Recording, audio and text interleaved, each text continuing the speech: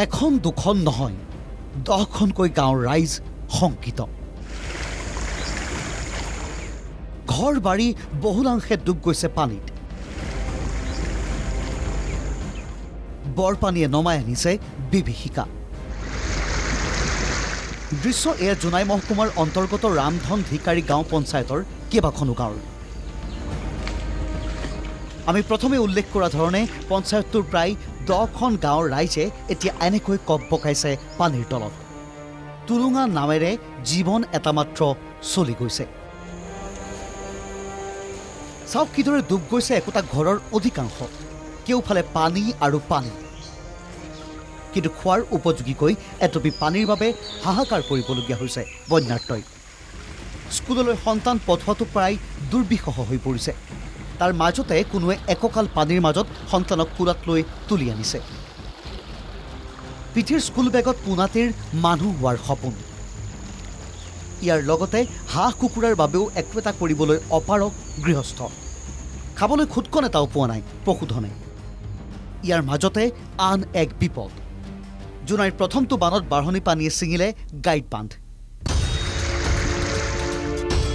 আন বহু গাঁৱৰ খেতি পথাৰ ঘৰ দুৱাৰ এতিয়া ডুব যোৱাৰ আশংকাই চকুৰ টোপনি হৰিছে নৈপৰীয়াৰ হুৰাহুৰে সোমাইছে নদীৰ পানী অসহায় হৈ মানুহবোৰে কেৱল ভেবা লাগি চাইছে আমাৰতো গাঁও 1 নং জামুগুৰি আমাৰ বহনি পানী আহে তেলাম ধিকাৰী নদী 9খন গাঁও আছে আমাৰ এইখিনি ডুবি থকা বৰ্তমান আমাৰ পানী এৰিয়াত এইখিনিত এতিয়া ঘৰৰ ভিতৰত কিছুমান এনেকৈ চাংটাং বনাইছে মানে কিবাতে আছে আৰু পানীত থিয়া দি আছে ল'ৰাবিলাক জোনাইৰ অসম অৰুণাচল সীমান্ত অঞ্চলত দুদিন ধৰি হোৱা নেৰানেপেৰা বৰষুণৰ ফলত আজি পুৱাই খৰস্ৰোতাৰ ৰায়াং নদীয়ে ছিঙিছে গাইড বান্ধ পুৱাই ছিগাই গাইড বান্ধৰ পানী অঞ্চলটোৰ 2 নং চিৰামপুৰীয়া কাৰ্ডংচুক ৰাংকপ দেউৰী বিজয়পুৰ দেউৰী উত্তৰ কাৰ্ডংচুক ভেকেলি গাঁও মধ্য লখিমপুৰ মেম্বাৰচুক আদি গাঁৱকে ধৰি প্ৰায় 10খনতকৈ অধিক গাঁও প্লাবিত কৰিছে 1 নং আৰু 2 নং জামুগুৰি উলনি মুলানা বিষ্ণুপুৰতো একেই পৰিস্থিতি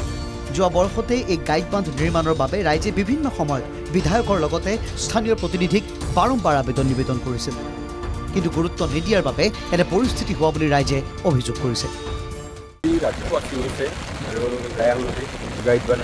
এইটো যোৱা বছৰৰ পৰা হৈ আছে যোৱা বছৰো ইয়াত চিঙিছিলে তাৰপৰা এতিয়ালৈকে কোনো জনপ্ৰতিনিধি বা পঞ্চায়ত প্ৰতিনিধি বা